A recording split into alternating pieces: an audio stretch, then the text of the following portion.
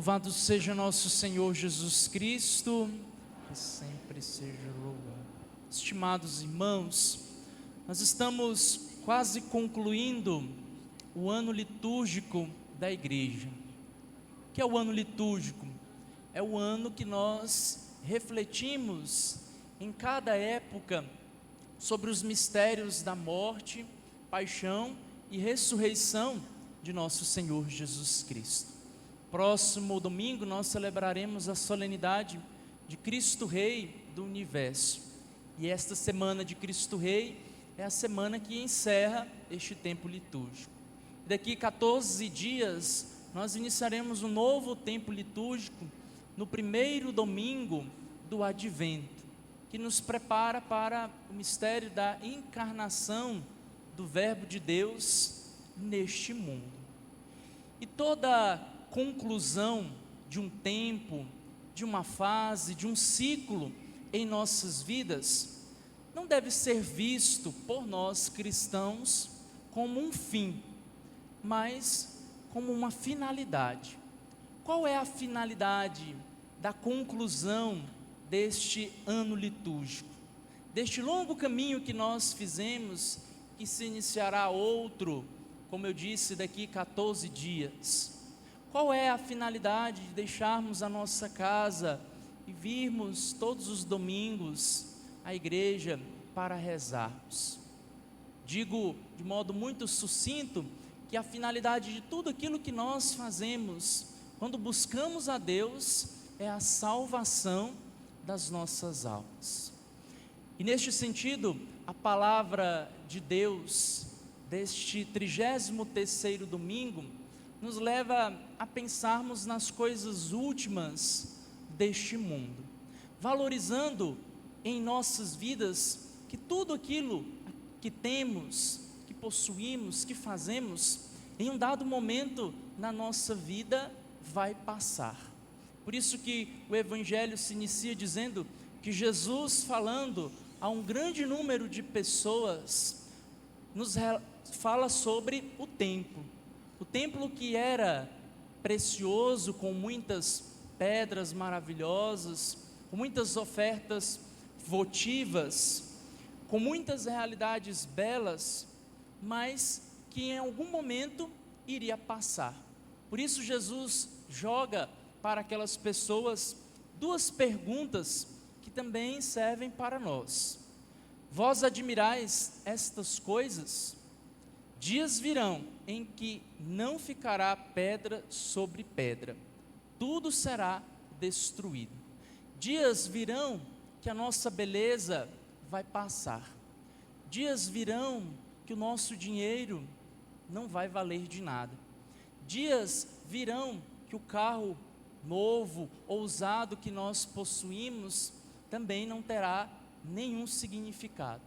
Dias virão que a nossa família vai passar. Inclusive dias virão que a nossa vida vai passar. Mas o que de fato permanecerá? A busca por Deus. O nosso empenho em alcançarmos aquilo que eu coloquei para vocês como finalidade, a salvação das nossas almas. E o profeta Malaquias relata como se dará esta finalidade da nossa vida, retratando o dia do Senhor. Ele coloca que neste dia, que é o dia do juízo final, haverá um fogo abrasador como fornalha, em que todos os soberbos e ímpios serão como palha, e esse dia vindouro haverá de queimá-los. Para vós que temeis o meu nome, nascerá o sol da justiça, trazendo salvação em suas asas. Ou seja, neste juízo proporcionado por Deus, haverá aqueles que são ímpios, que sofrerão a condenação eterna.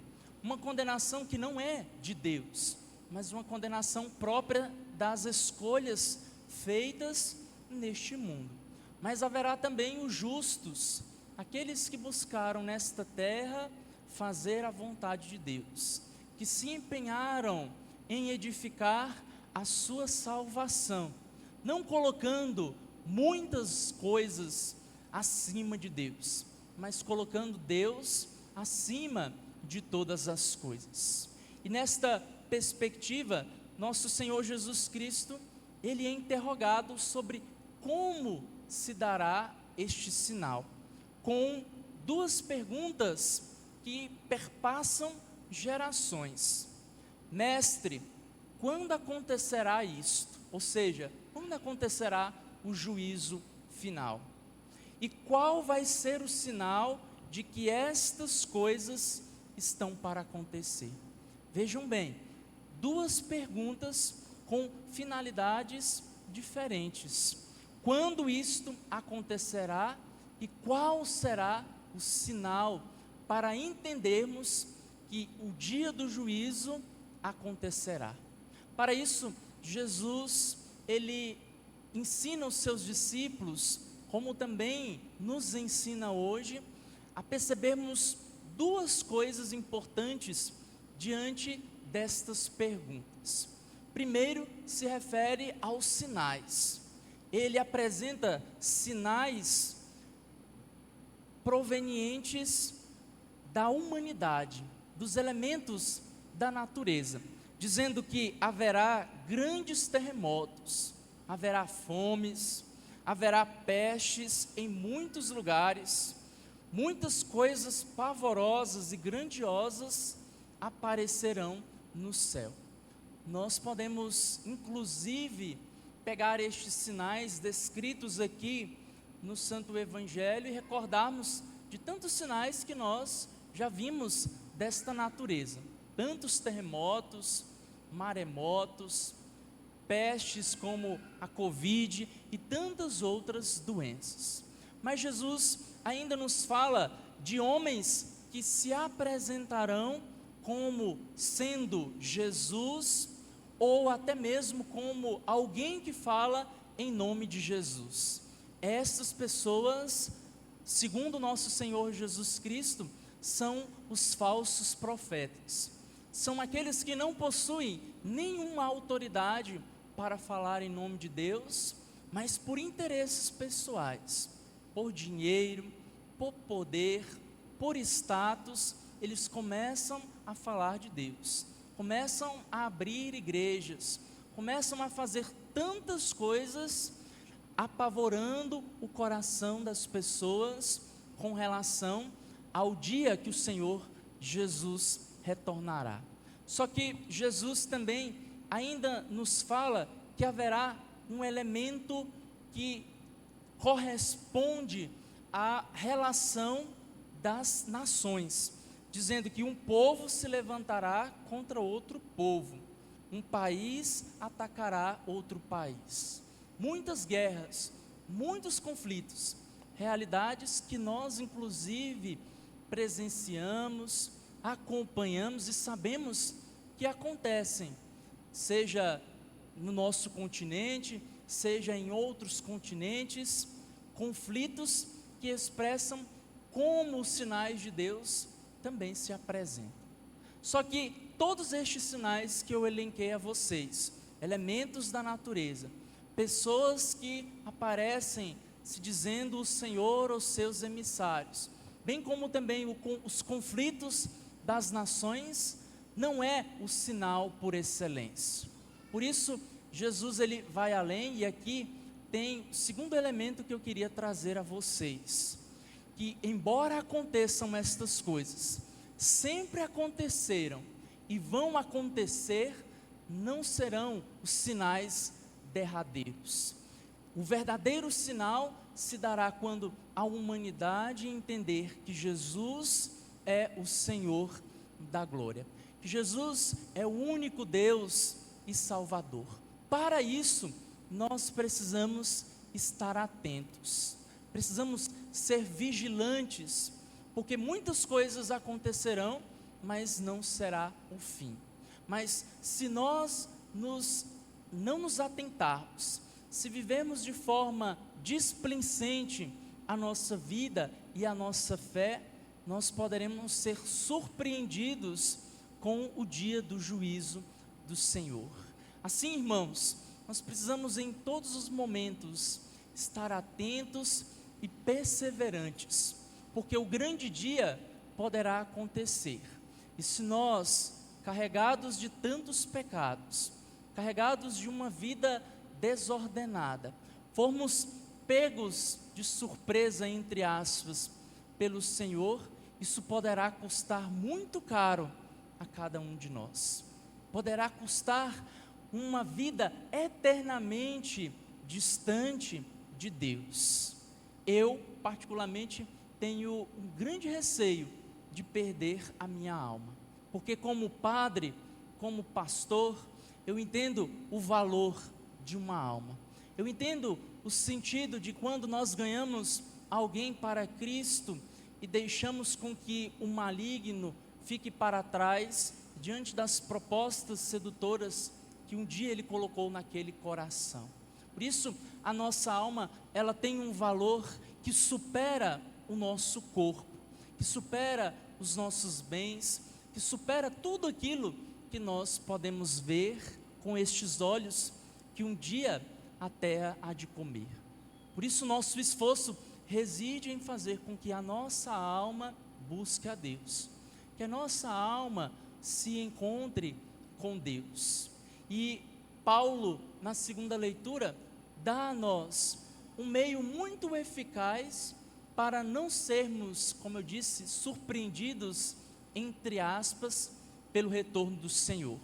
Isso porque a sua comunidade, a comunidade dos Tessalonicenses, ouviram dizer que Jesus havia morrido, que ele ressuscitou e que muito em breve ele retornaria. Então, o que aquela comunidade fez? Cruzou os braços e esperava o dia que o Senhor retornaria. Muitos ainda hoje estão com os braços cruzados, esperando algo extraordinário acontecer, e não conseguem perceber que é no ordinário da vida que Deus ele vai se manifestando. É no dia a dia que nós vamos alcançando a nossa salvação. Por isso, Paulo exorta a eles e também a nós: quem não quer trabalhar, também não deve comer. Ou seja, quem de nós não nos empenharmos pela salvação da nossa alma, quem de nós não nos esforçarmos para ajudar o irmão a crescer na fé, a também a salvar a sua alma, não vai comer, não vai beber do corpo e do sangue de nosso Senhor Jesus Cristo eternamente. Vejam o tanto que isto é significativo para nós católicos. Todos os dias celebramos este mistério do pão e do vinho, que não são mais pão e vinho, mas agora são corpo e sangue de Jesus. E aqueles que recebem o corpo e o sangue de Jesus podem experimentar a glória e a graça do Senhor, que se manifestará também na eternidade, aonde lá todos nós estaremos juntos de Deus, neste banquete que jamais passa, com o Cordeiro que venceu, com todos aqueles, como nos diz o livro do Apocalipse, passaram pela grande tribulação e foram vencedores. Se nós aqui trabalharmos em prol da salvação das almas, se nos colocarmos à disposição para que o irmão encontre Jesus, nós também alcançaremos a vida eterna. Vejam, meus amigos, todos nós que somos batizados, nós precisamos fazer com que a obra de Deus ela aconteça, seja com palavras, seja com gestos, seja com ações.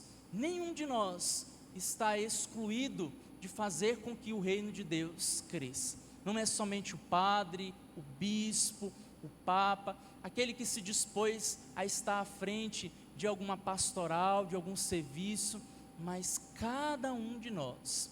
E nós seremos cobrados pela nossa negligência, pela forma como nós vivemos o nosso batismo, displicentes, de qualquer forma, desanimados, entregues às paixões deste mundo. Por isso a palavra do Senhor para nós neste domingo poderia se resumir na conversão. Nós precisamos ter um coração convertidos para podermos reconhecer o dia do juízo do Senhor. E é com o coração convertido que nós permaneceremos firmes e iremos ganhar a vida eterna, como se encerra o evangelho de hoje. É permanecendo perseverantes, atentos, que nós receberemos a vida que Deus preparou para cada um de nós. Que Deus nos dê a graça de podermos reconhecer em cada momento a sua presença. E que se nós precisamos receber um chacoalhão de Deus para começarmos a trabalhar mais pela obra do Senhor, que nós comecemos a partir de agora. Não deixemos para fazer aquilo que precisa ser feito, aquilo que é urgente para o dia de amanhã, pois talvez possa ser muito tarde para cada um de nós. Te convido a fechar os olhos por um instante. Vamos pedir ao Senhor Deus